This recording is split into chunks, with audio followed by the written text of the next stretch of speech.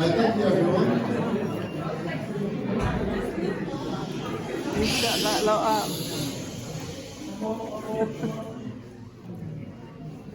Thank you, everyone. This is my tipping point.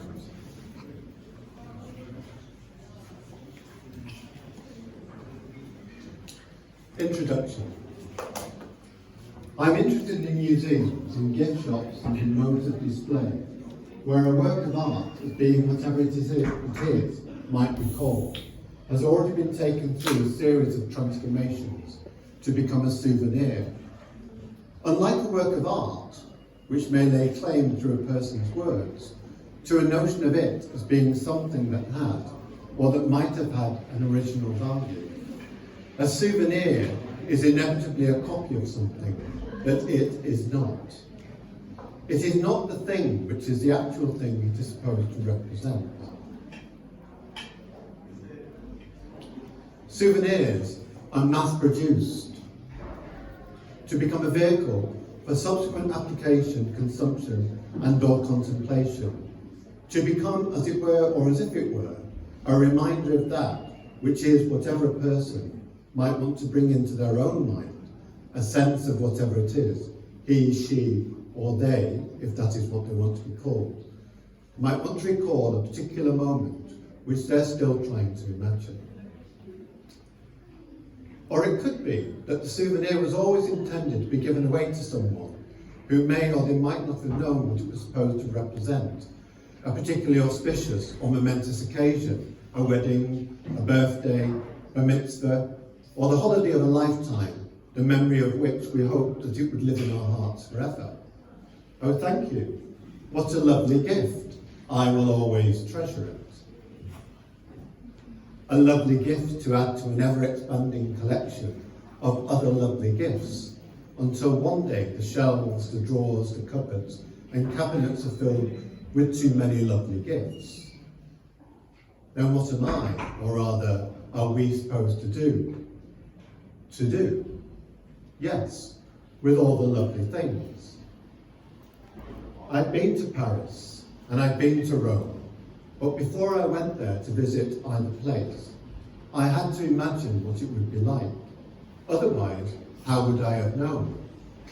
Known, yes, what to expect. I'd read the brochures and I'd looked at the images, so I knew what I was supposed to do, to imagine myself as being there. Part 1. Souvenirs are useful, I think, as being whatever it is they are: an image, an object, a sound recording, a perfume, a taste of something, or a variety of any or of all of these things. And perhaps there are more things I might add to the list of things a souvenir might be.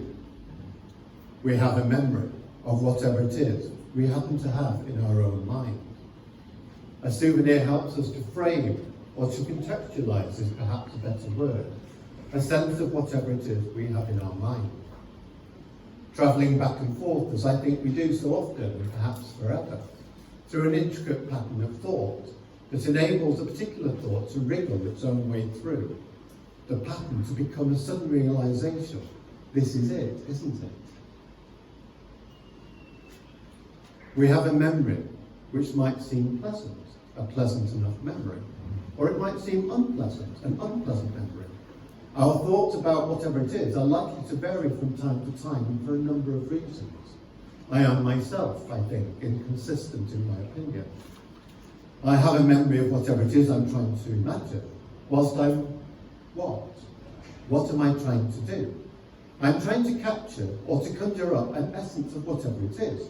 And around I seem to go around the same circuit, trying to figure out whatever it is I'm trying to figure out. When another thought occurs to me, is this it then? Is this what I'm supposed to be thinking? Perish that thought, he said. These are not my words. Well, they are, of course, because I'm the one who just said them. But they were his words originally, or initially. Bless me, Father, for I have sinned, and it's been 3 weeks since my last confession. I've been late for school twice, Father. Missed my morning prayers 3 or 4 times, Father.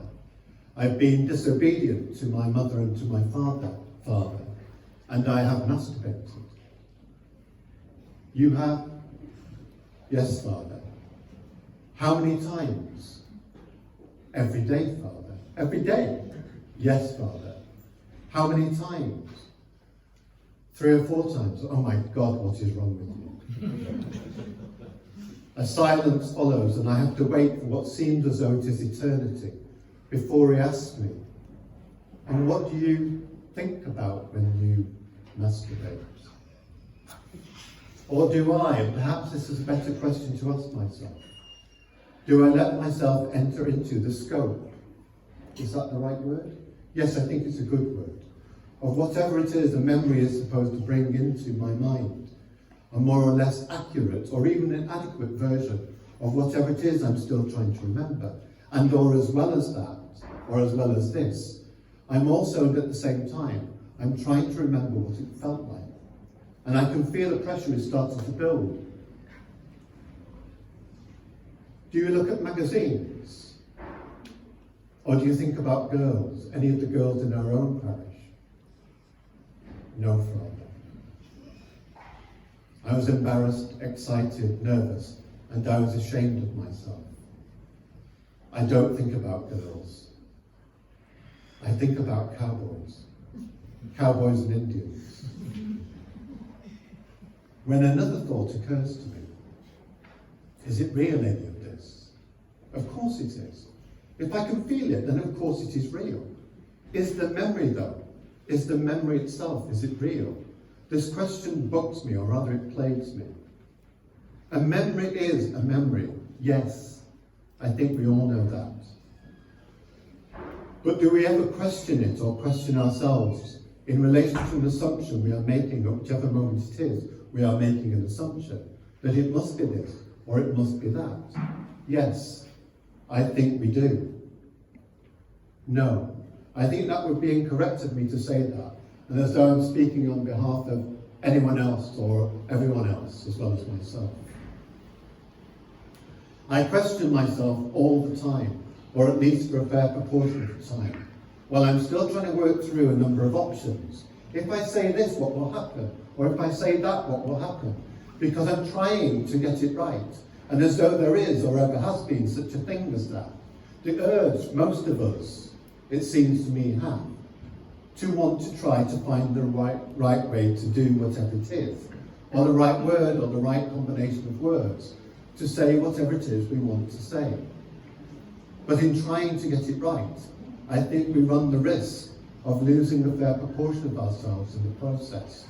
The pleasure, the unexpected pleasure of not knowing what it is we are supposed to do. Now, it feels to me as though I'm losing track, while I'm still trying to think through potential pitfalls or ramifications, I like that word, of what I want to say. That I think a memory is too often assumed to be the truth, and therein lies a problem, which I want to explore. A notion of whatever it is, a truth is itself supposed to be. For example, one person's word against another person's word. Why would I assume that one person is telling me the truth, whilst another is not? When I could instead just listen to whatever it is they're saying, while I'm turning the thoughts around in my head, that will, I hope, enable me to imagine whatever it is I want to, and without me having to assume it must be this, or it must be that, or whatever else it is, or it might be. Because while I'm in these thoughts belong to me and to no one else. Unlike a jury that has to come to a decision which is unanimous, unless they cannot come to a decision which is unanimous, in which case they must come to a decision where at least 10 of the 12 jurors have reached the same decision. I do not have to make a decision. And on what basis, I wonder, do they make a decision? Upon the evidence that is being presented to them, which is both physical and verbal, within, and I think we have to acknowledge this, the theatrical arrangement of the courtroom, where the stage is set for a performance. Enter the players, each one in turn, the clerks, the lawyers, the judge wearing wigs and gowns that are appropriate to the roles they have to play. the alleged victim, who has to look and to sound as though they're about to tell us the truth, and the alleged villain, who also has to look and to sound as though they're about to tell us the truth. I swear by Almighty God that the evidence I shall give, and the words that follow, must be convincing, or is it compelling? I think it can be either convincing or compelling. It was not me, Your Honour, it was her what made me do it. Part 2. I have a memory, you have a memory, we each have our own memory, which is likely to differ and to differentiate one point of view from another point of view. I have a notion of what I want to imagine. I also have a notion of what I want you to imagine, that I'm telling you the truth, which is, I think, determined through an experience I think I've had, and therefore I think I know what I'm talking about. Each experience we have moves us into another, each thought we have moves us into another, until gradually we're able to assemble a sense of who, or of whatever it is, we imagine ourselves to be. I'm a really good guy. Now I want us to imagine we are imagining the same thing. You can close your eyes if you want to, but I'm not going to. Each time I try to imagine it as being the same thing, the thought seems to shift itself into being or into becoming another thought. And I know, I think, deep down, as they say, within myself, and if I'm going to be honest with you, and also, I suppose, with myself, I know that I'm never going to be able to imagine it as being the same thing, because there is no such thing. And I'm going to say it again, because I think it's a really important point. There is no such thing as the same thing. There are only other things that might be called the same thing, but those things are never going to be or to become the same thing as one another or as anything else. And memory is itself inevitably subjective and self-consciously determined each time we try to remember it as being what it is we're trying to imagine. But a memory cannot fix itself into being or into becoming anything other than what it already is being, through its own way of being, that which is ephemeral, ethereal, and an insubstantial way of being. I have a memory, which is not something that's buried within me, as being a part of what some might call it my subconscious. Which what am I supposed to do with it, with a thing that is called my subconscious? Occasionally, try to excavate it so I can trouble myself. Oh, woe is me. I do not believe in the interpretation of dreams, for a laugh maybe, but not for the sake of trying to establish an official diagnosis. Oh, you must be this, or you must be that. Aren't we all becoming a victim of what capitalism produces? Too many labels that turn us all into a notion of being a specific type of consumer / a commodity. You say a notion there, why? Why do you say it's a notion? I say it as a notion because I want to use a word I can trust, and I feel as though I can trust in a notion more than I might be able to trust in a particular concept or in a particular method or theory.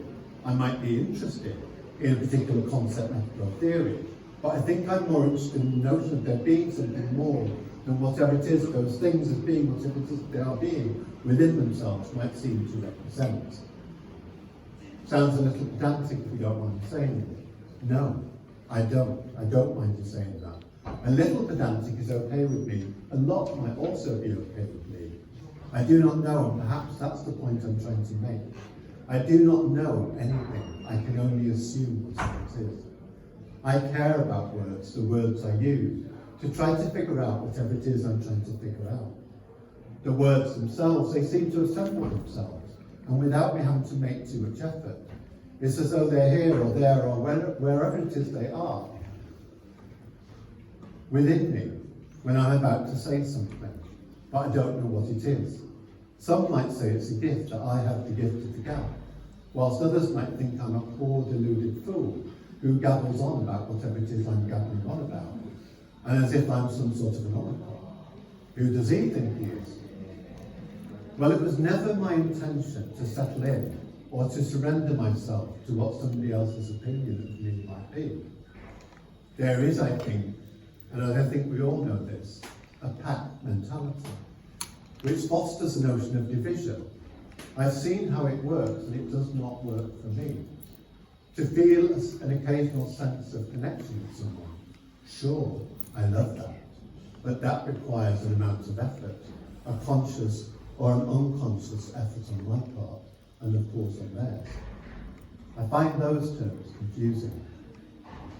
How are we, or am I, supposed to differentiate one from the other? A liminal effect, which is what I assume a conscious effort is supposed to be, from a subliminal effect, which is what I assume an unconscious effort is supposed to be, when it comes to the development of my own thoughts. And once again, I think I can only assume this, that the thought will only ever occur to me through a cerebral mechanism that brings whatever it is I'm thinking about into play with another thought, which brings whatever it is I'm thinking about into play with another thought, etc., and potentially ad infinitum, until all the thoughts I've ever thought about, whatever it is, might come into play with one another. And all at once, it might seem as though the liminal, subliminal effects of whatever it is I'm thinking are working together, or in spite of one another. Part 3. Sometimes I feel as though I just want to be in the moment I'm in, or whichever moment it is, and to trust in whatever it is I think I'm about to say. But there are, it would seem to me, so many obstacles in the way these days, as people, and how can I put it, as people seem so determined to find fault and to judge one another, and through different levels of ferocity and disdain that are quite shocking. You cannot do this or that, or say this or say that, because it's all about them, isn't it, in the end? It's all about them and about their own tawdry ambition to rule and to remodel the world based on the selection of values that best suits their desire to put their own stamp onto the world. We talk about freedom, but not really. I think it's just one of those words people like to bandy around, or to occasionally paint onto a placard, so you can walk through the street shouting, what do we want? Freedom. When do we want it? Now. And at what price, and on whose terms, and on what conditions do we want to have our own freedom? Freedom is not something that can be given to us. Oh, thank you. What a lovely gift. I will always treasure it. It does not come from within a pack, or through a pack mentality. To discover who we are, or might as yet, I suppose, still become, we have to be prepared to break away from the pack and to abandon the rules and principles that have so far and so often divided us and forced us into following patterns of behaviour that are repetitive and doctrinaire. What do we want? Some more of the same. And when part 4, come to the end. I want to imagine what it must feel like to be in your position. I know this because it's happening to me at the moment. I'm beginning to feel emotional. I did not want this to happen, but it is. And it's putting me into an awkward position. I'm going to call it a dilemma, where I feel as though I'm going to have to reconsider every assumption I've ever made. And you may be thinking, or you might be saying it out loud to the person next to you, who does he think he is? As if he could ever question every assumption that he's ever made. Well, I'm not going to do it all at once. I might be deaf, but I'm not entirely stupid.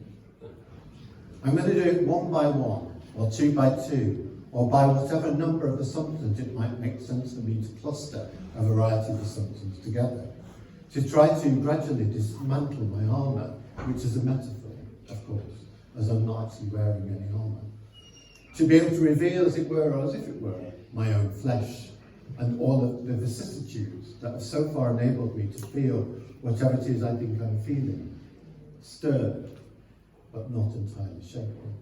Happy? I don't know. Unhappy? I don't know. Sad, ecstatic, disappointed, frustrated, irritated, exasperated? I don't know. I think I'm losing track of what I'm trying to say, because a person I love very much, is looking at me, and as though they are unhappy. And I do not know if this has anything to do with me. What am I supposed to do? Or to say? Anything? I don't know. So I act as though I haven't even noticed, but in my head, I can hear a clock is ticking, tick-tock, tick-tock, and as if a bomb is about to explode. Did I say something? Tick-tock, tick-tock. Or do something? Tick-tock, tick-tock. Then they start to tell me that they are unhappy. Oh dear, I say, as though this is news to me. Then I ask if there's anything I might be able to do to help, but why though did I say that? Because now they're telling me there is something I can do, but I don't want to do anything, because I'm in such a good mood. And it's hard, isn't it, when somebody tells you something that interrupts the mood you're in, and especially when you're in a good mood, then it's as if a competition begins between the two of you, and which one will win, because there has to be a winner. Everyone is a winner, maybe, that's no lie. Unless, of course, you're able to reach a compromise. Isn't that awful, an awful prospect?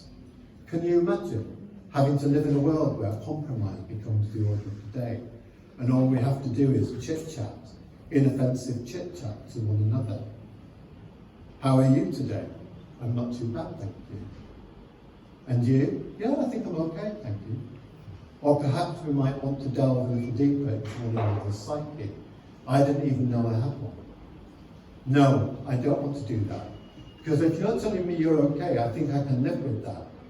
Because I want to try to concentrate on my own thoughts at the moment as I'm trying to write an epilogue. Epilogue. I have written an epilogue. I do not know why I use the words I use. I grew up listening to the sound of people talking. And even before I was able to understand whatever it is they were saying, I felt as though I was drawn into their conversation. I like the sound of voices, some voices more than others. I suppose it is the beginning of a particular type of discrimination. Why would I be attracted to the sound of one voice rather than to another? Obviously, I think I was picking up on something. It was more than just the sound of a voice. I think I was listening to the ways in which a specific cadence or a tone of voice might indicate a particular history that was more often than not her story, that enabled me to imagine a world beyond my own experience, to have lived as my grandmother had in Dublin in 1916 at a time of rebellion. Now I am using words through a conscious effort, and there are moments, I will admit this, when I become hesitant and I feel as though I have to stop myself from saying what I think I'm about to say. The words are here, already in my head and on the tip of my tongue, but I know I cannot say them, because in a modern day context, I think I have to be very careful in case I get it wrong. The consequences could be dire and potentially catastrophic. So instead, I find myself judging someone, trying to guess or to second guess what they are thinking, and perhaps judging me because of the way I look and the way I sound. I have to use my intuition, which is of course another form of discrimination. It may sound polite to say intuition, but don't let that fool you. And a blade drops, and it feels as though my head has become detached from its body, and I can see it tumbling away. How does that happen? Off a wooden block into a conveniently placed rubber basket. Oh my God, does this mean I'm dead? But I can see people gather around me, looking at me. They're upside down. No, it's me. I'm the one who's upside down, because someone stuck my head the wrong way around onto a wooden pike.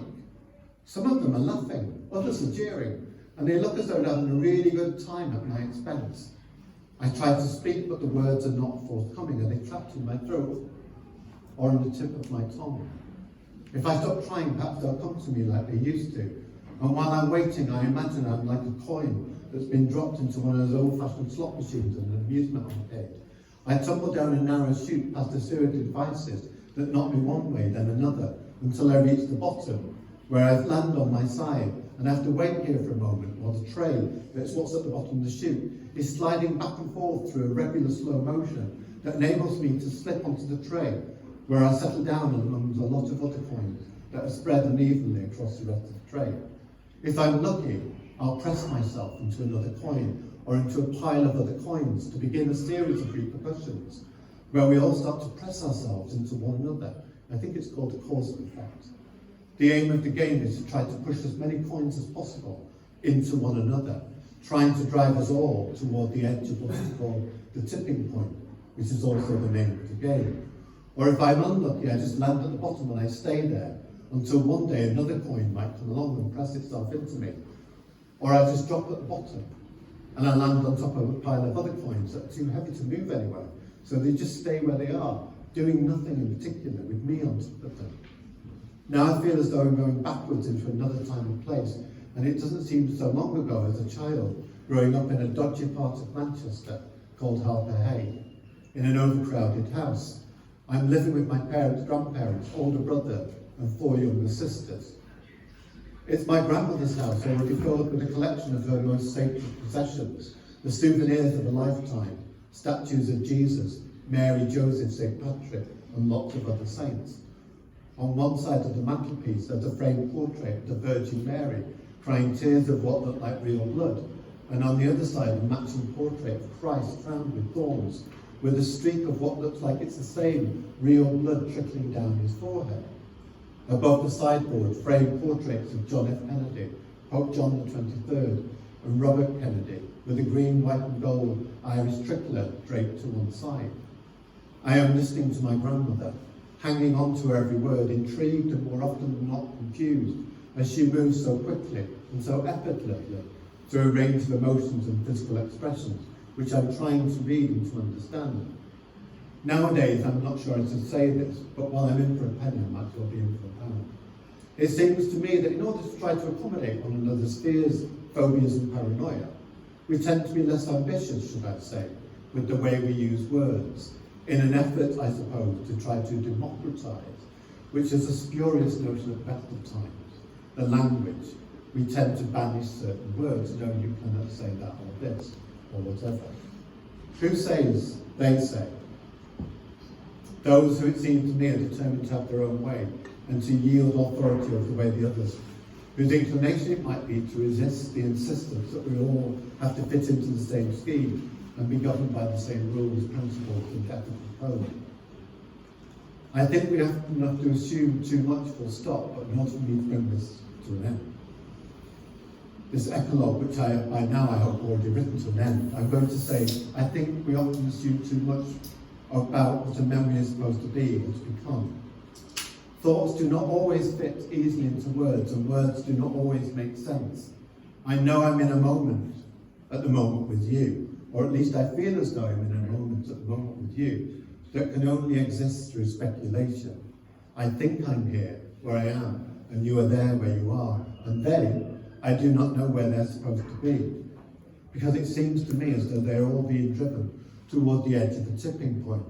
You and I, we might be in the same room, or meeting one under one line, or standing next to one another queue, or lying in the same bed, but we're not in the same place. I'm in my position, you're in yours. I've been in your position, and you might have been in mine. I think it's good to have to imagine what it must feel like to be in another person's position. Yet there is always, also, as ever, and as they say, another side to the coin. I cannot imagine what it must feel like to have to live, and as though it is forever, on the edge of a tipping point. Thank you.